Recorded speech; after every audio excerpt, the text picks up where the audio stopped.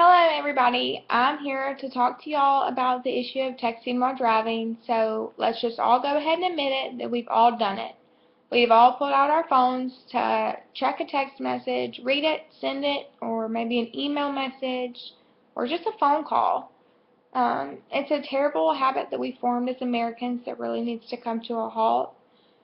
We've seen commercials raising awareness about the issue. We've heard about car accidents and deaths caused by the situation, and car developers are even going as far as installing hands-free telephones in vehicles to help drivers stay focused on the road and not their cell phones.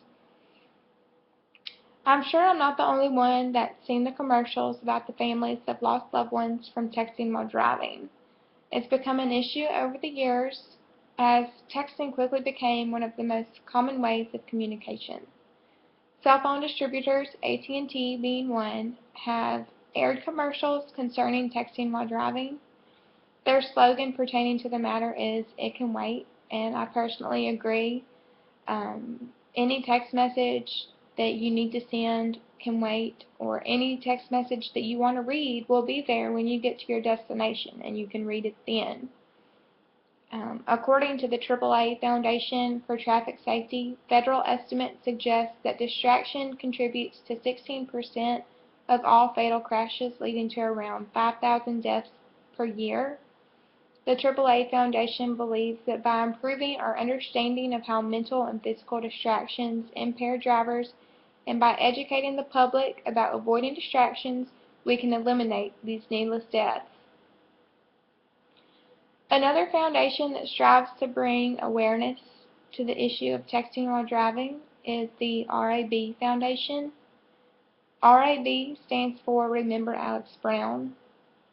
On November 10, 2009, Alex Brown from Wellman, Texas, left her home to go to school around 10 o'clock. She didn't have to leave as early as most of us do to get to school, or her parents or her younger sister to get to work in school, because she was enrolled in college classes.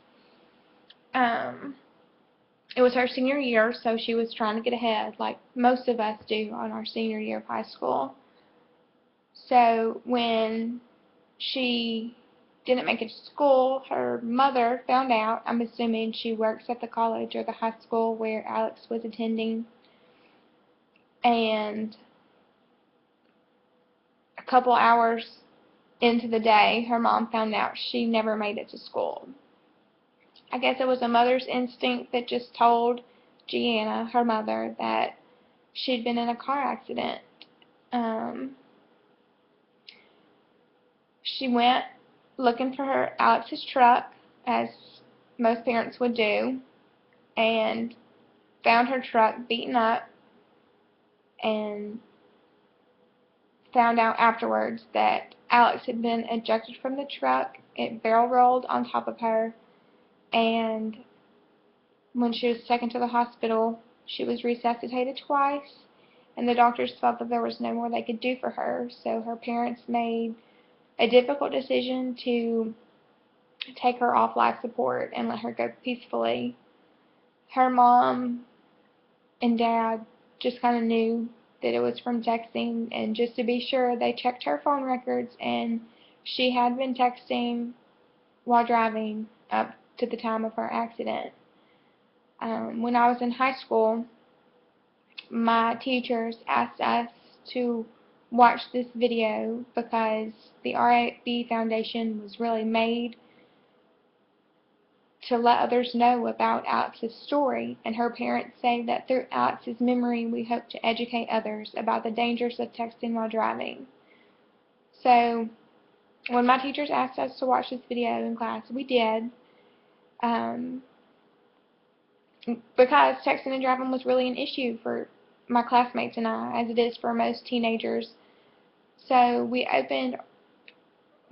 watched the video, and it kind of opened our eyes as to how dangerous texting and driving really is, because as teenagers we had the mentality that it wouldn't happen to us and that it happens to other people, not us, not our family and friends, but it does. And Alex, being a teenager like we were at the time, kind of showed us that it can happen to anybody.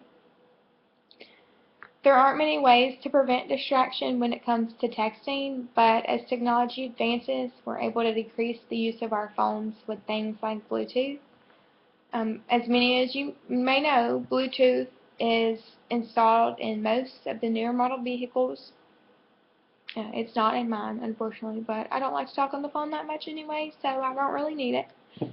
Bluetooth allows you to sync your phone through your car for music and to talk on the phone, maybe a couple other things, I'm not really sure, but it basically allows you to talk through the speakers of your car.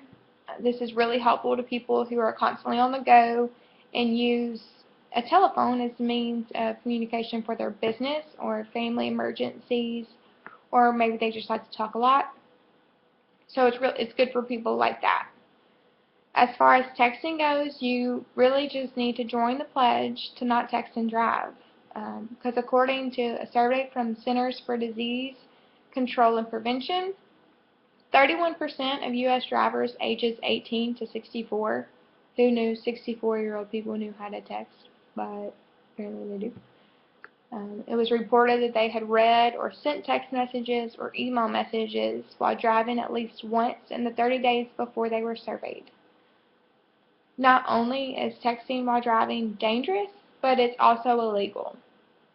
In 2007, Washington was the first state in the U.S. to ban texting while driving. 41 states currently ban texting while driving for all drivers. The cost of a ticket issued for texting while driving varies from state to state, and I don't personally know how much they are because I've never had one, but in my research I found that they can cost up to $175 for just your first offense, and I believe after that it goes up to $500. But then also, not only will you be paying for a ticket from texting while driving, but your insurance rates will most likely go sky high. I mean, that's how they make their money for insurance companies, so most likely you're going to get a penalty for that.